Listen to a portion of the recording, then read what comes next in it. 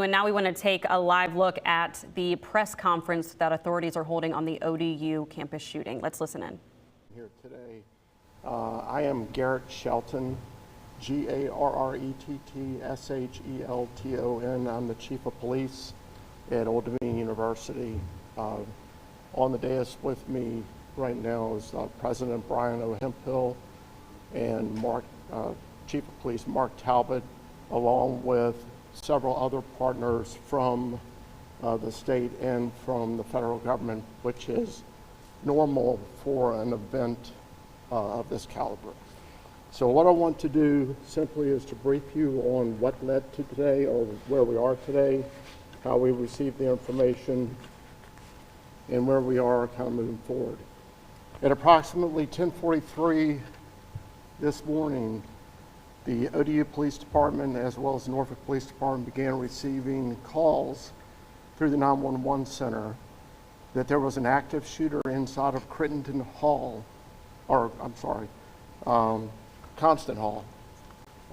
located in Kaufman Mall area of Old Dominion University. Constant Hall is a classroom academic facility, and we received information that there were people being shot in one of the classrooms. At approximately 10:47, the first officers arrived on scene and went to the room, and by 10:50, it was determined that the subject that was the active assailant was deceased. During that time, we were able to determine that there were 2 victims that are affiliated with the university, and they were transported to Norfolk General Hospital. We would later determine that there was what we believe was a 3rd victim that took themselves to a hospital in Virginia Beach. So at this time, we're aware of 3 victims, all of which are ODU affiliated, and a suspect who is deceased. The investigation, part of the agreement that ODU has with Norfolk is that Norfolk will lead the criminal investigation in this. And it is, like I said earlier, it is normal for us to bring in our federal partners in any serious incident like this. I'll let Chief Talbot speak in a moment, reference to anything investigative related, but from the university standpoint, we felt it important that we get the information out as soon as we can. We want to be as clear with the information as we can, but we also don't want to get ahead of the information. We want to make sure that what we are giving you is accurate and is as concise as it can be, but we also know we have over 25,000 students and families that clearly are hearing what's going on, and we need to assure them that things are being taken to stop the threat. So as I mentioned earlier, it's about 10:43, the calls began coming in. 10:47, we were on scene, and by 10:50, it was determined that the assailant was deceased.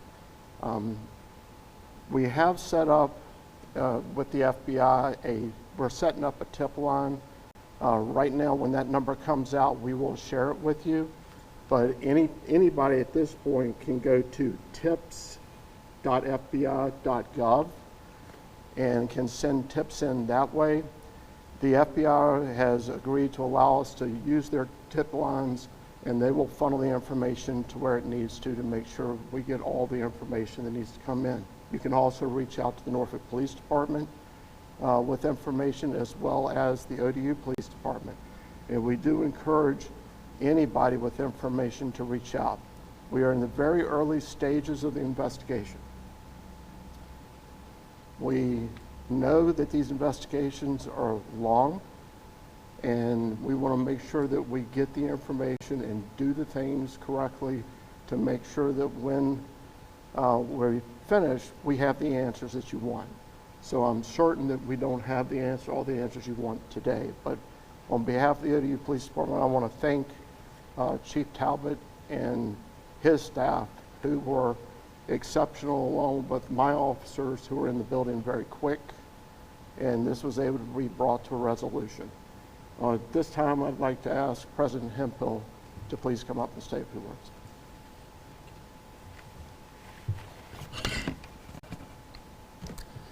say the least. Today was a tragic day for the campus of Old Dominion University. Our campus and our community have been truly shaken and forever impacted by this senseless act of violence. And we want to extend our thoughts and prayers to the families and the victims and those that were impacted by this act today. Also, I have to also join Chief in saying to our police officers and our emergency responders from the university, the cities, and all of the other agencies that responded so quickly and mobilized, we really appreciate them for their act. We have to give a heartfelt thank you. Your action and your bravery, as well as your courage, are deeply appreciated by all of those that you serve. To the ODU family, I commit the ODU as we move forward in the hours, the days, and the months to come. We will be dedicated to providing the services and support following this senseless tragedy. Thank you.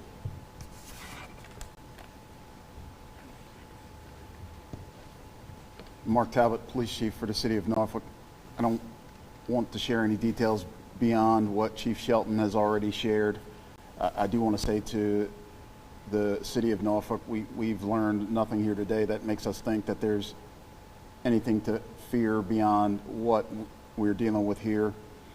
We're all here in partnership with our state and federal partners with ODU, and everything that needs to be handled is going to be handled.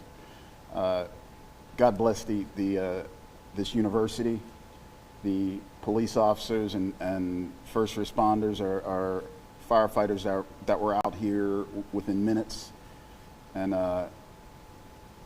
moving forward, making sure that everything is handled the way it needs to be. Thank you so much.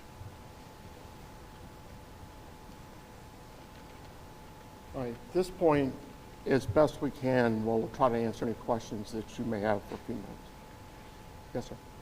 Meeting with PBS kids, at this point, people are probably wondering the condition of the victims who were sent to the hospital. Is there anything that you can tell us at this time? So the one thing that I will share with you is that one of the victims is deceased.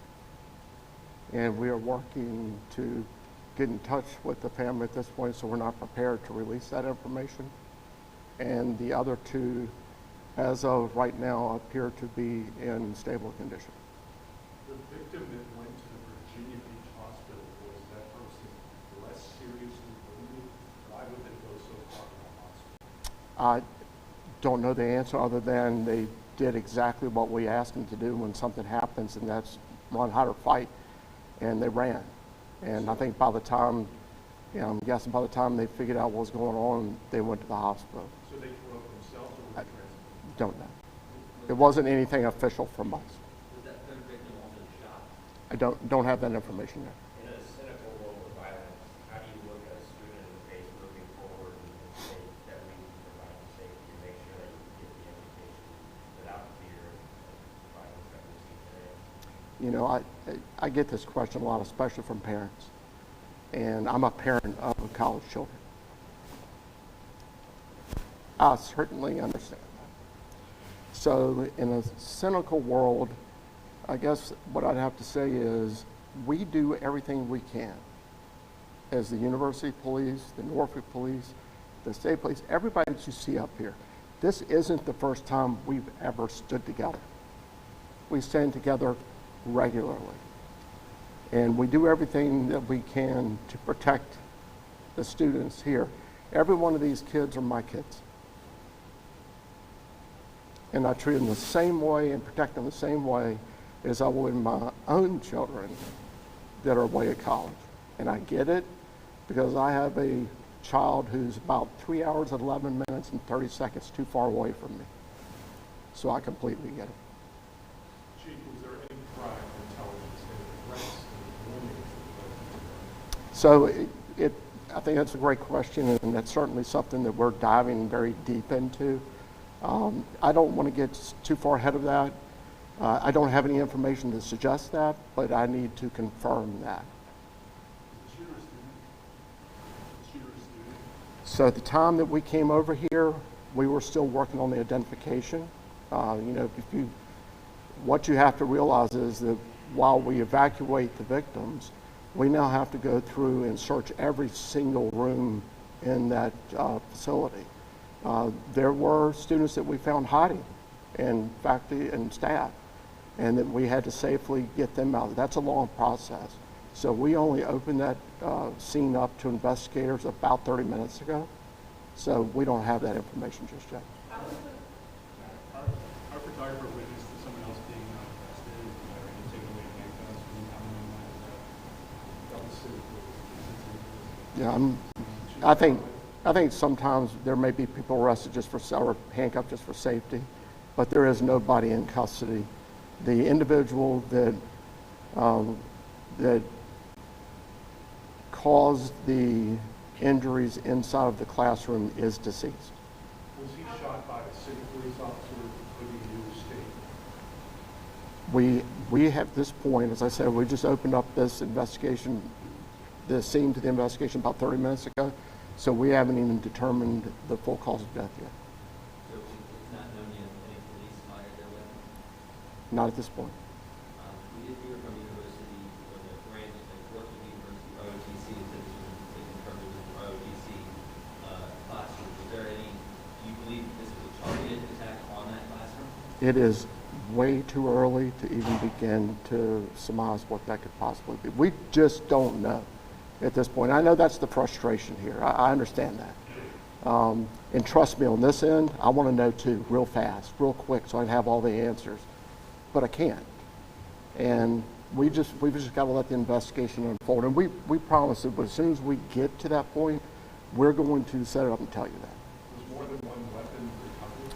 We have not gotten into the crime scene. We have not searched the crime scene. And that's enough on that question. Is it known if the third victim was also an ROTC member? Not confirmed. We haven't confirmed that any of them are, or all of them are. So at this point, that's what we're in the process of doing. I'm not going to surmise that somebody may or may not be.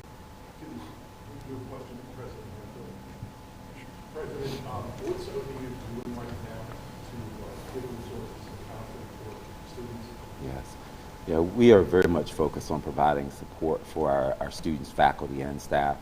And so over in our BDC, we are set up right now for those who need support, and we are very mindful of the ways that we will be able to support our students, because this is a tragic day, and we want to make sure that we're doing everything in our power to support our family. Where should people go for continued university operations for the remainder of the week and knowing that Thompson Hall might be a crime scene for several days? Yeah, we've not made any decisions around Constance Hall. We have closed the university for today, and we are closing the university for tomorrow as well. What can students expect to see around campus? Will they see increased police presence? And also, is there any security with this particular facility? Is there metal detectors or anything like that? So we don't have metal detectors in our classrooms, in our academic buildings. They're used at special events. We use them. We were there very quick. And based on the number of officers that we have, and the response time was well under what I expected it would have been. We're certainly going to be mindful that we need to be more present. I think that is an expectation that I would have if I were a parent, and we will do that. But you know, it depends on how this unfolds as to what direction we take. But we would definitely want to make our students feel as safe as they can, and presence is a way to do that. It's been a year, 2 weeks since the last year we had a lot of people on campus. Have there been any adjustments made since then for campus security? Say that again. I didn't quite hear you. It's been, I want to say, a year or 2 years since there was a shooting that claimed the lives of 2 people on campus or outside the faculty commons. Have there been any since last year? Have there been any changes made to security, any adjustments, any improvements for campus security? Yeah, I think every time we have an incident, whether it's a burglary, a shooting, anything like this, we always make adjustments. I mean, that's my whole career. I've been doing this for almost 40 years. You have to make adjustments. And we've made a lot of adjustments in access control, making sure that people are supposed to be there are supposed to be there. Same for our academic buildings. We want to, but we're an open campus and we're in an urban setting, so it comes with its own challenges. But I think that's a fair question. And it is something that we will always assess to see where we can be better. All right, thank you, everybody. Derek, if you don't mind, I'd like to follow up on your question. I'm constrained in what I can say about the facts of the case, but I can speak a little bit more freely about the bigger questions. I know Garrett Shelton, and I've known him for a long time. I've known Mark Talbot, and I've known him for a long time. These men work every day to make people safe. The people are as safe on the ODU campus as anywhere, arguably safer than in other parts of Norfolk. This is not an ODU problem. This is a national sickness.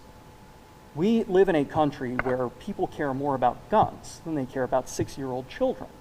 They care more about guns than they care about synagogue worshipers. And they care more about guns than they do about college students. What that means is that it does not matter how hard President Hemphill works, how hard the chiefs work, somebody will be a victim eventually. It is a matter of time. And until there is the political will to break the spell of the cult of gun absolutism, you will see more incidents like this. So if you're looking for somebody to blame, don't look at anybody up here. Look at our lawmakers who don't have the courage to implement sensible gun control measures.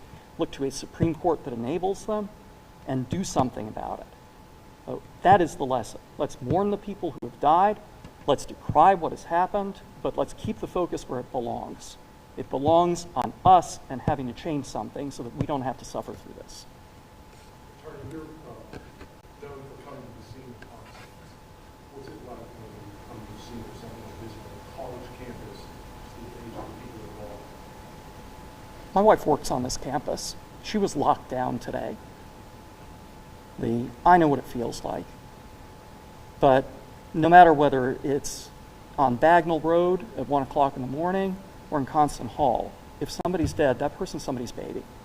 And that's why all of us are in law enforcement and why we do the work that we do. But we always suffer. We always suffer. Thank you, everybody.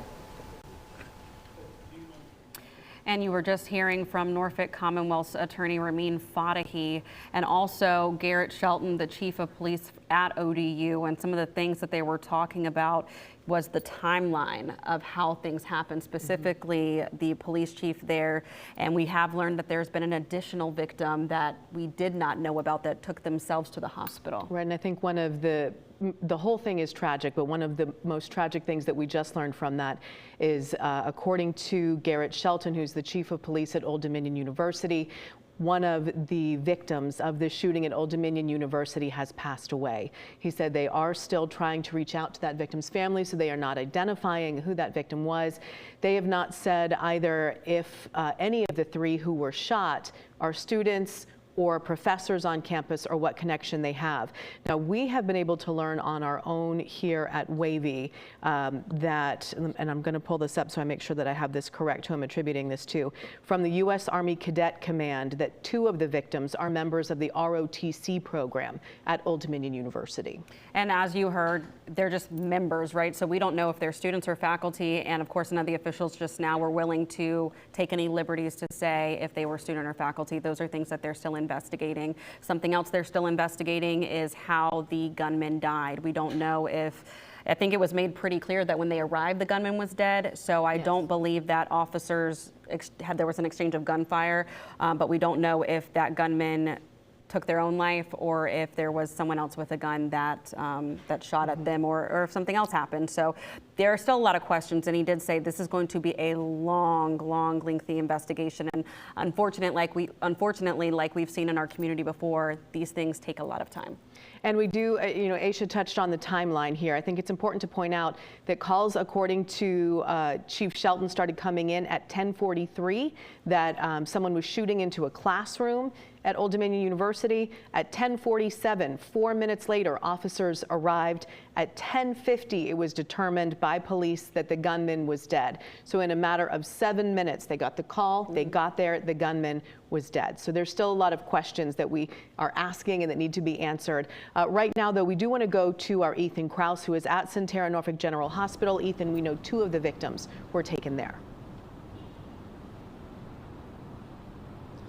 Yeah, that's right. And you heard the ODU police chief confirming to us that there are now 3 victims in this shooting. We are just outside of the emergency room here at Sentara Norfolk, where 2 of those victims were confirmed to be taken here to be treated. Now, last we heard, those victims were in critical condition, but we have, as you heard the police chief say, 1 of those victims now deceased. I've reached out to Sentara Norfolk to try and confirm whether that is one of the 2 victims that were taken here. And again, as you all mentioned, what we do know is that 2 of those 3 victims were involved in the ODU ROTC program. Still waiting for confirmation on whether they are students or faculty. But again, just awaiting further confirmation from the folks here at Sentara Norfolk on the condition of those victims that were taken here. What we do also know, we heard the police chief say they initially got the calls around 10:43. What we got confirmed from Sentara was that the victims arrived here at about 11:15, so about 30 minutes after police received that initial call. Other than that, just what it's been like here. When we first arrived, we could hear sirens blaring all around the immediate area surrounding the hospital. It has since quieted down a little bit since, the hours following the shooting. We haven't heard any sirens or anything like that, so it has certainly quieted down just a little bit, but we will continue to remain here and bring you the confirmation from Sentara Norfolk or any further information once it is made available. For now, at Sentara Norfolk General Hospital, Ethan Krause, back to you. Ethan, thank you very much. And now we want to send it over to our Brett Hall with the latest details on the incident at ODU. Brett? Yeah, so you just heard the press conference and watched it alongside us. And so we learned more again about the timeline. 10:43, the first calls came in. Officers on scene 10:47, and then by 10:50, the shooter was dead. We don't know who shot the shooter. Really, we don't know the manner of the injury to a third person now as well. The chief of the Old Dominion University Police Department couldn't tell us. He talked about them being scared. I mean, we have dealt with shooting incidents before where a victim is eventually identified as someone who tripped and hurt themselves by falling. So there's still a lot of things we do not know. They would not discuss the details. What we heard, as Katie was just talking about from ROTC regarding that it was an ROTC, 2 ROTC members that were shot. We now know that it is believed to be us connecting the dots, that one of those members has died. They have not been identified yet. We're heard that Constant Hall has only been in the hands of investigators for 30 minutes, and that much of that time was going door to door, which we have heard before in a large building like that. And I've been in Constant Hall. Some of the professor offices are very small, nooks and crannies in there, and people are scared. Even if they hear police, when you hear a gunshot, you don't want it to come out sometimes for anybody. So it might take some coaxing to say, it's okay, this is really police. It is safe to come out. So I can only imagine, and I don't want to imagine how terrifying that was. We do know that Norfolk Police will be the lead on this investigation. Virginia State Police here, FBI up here. We don't know too much of their involvement, but usually FBI is doing they have the most up-to-date ballistics technology and crime technology, so they likely will be playing a role there, as well as the ATF.